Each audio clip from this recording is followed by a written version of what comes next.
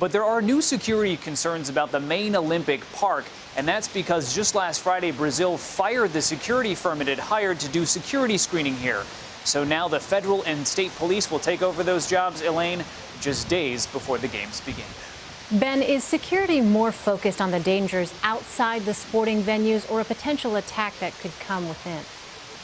Yeah, that's a good question. I mean, they feel like this main Olympic park is probably the safest place during these Olympic Games. This is where there's really security infrastructure. But when you talk to some of the security experts, they say, of course, their biggest fears are the so-called soft targets that would be all over this city. So you could get plenty of attention by bombing a restaurant, a cafe, a nightclub, or many of the kind of what they're calling live viewing areas along Copacabana Beach or other places in Rio. So to make an impact, you wouldn't have to do something here at the Olympic Park, because really the tourists and even the Olympic venues themselves are very much spread out throughout the city.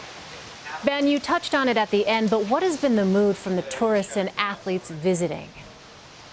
You know, it's hard to find anybody who says they're actually concerned. The athletes will tell you they're just focused on their competition. The tourists who are coming here, obviously they know what's been going on here in Rio and they've decided to come anyway.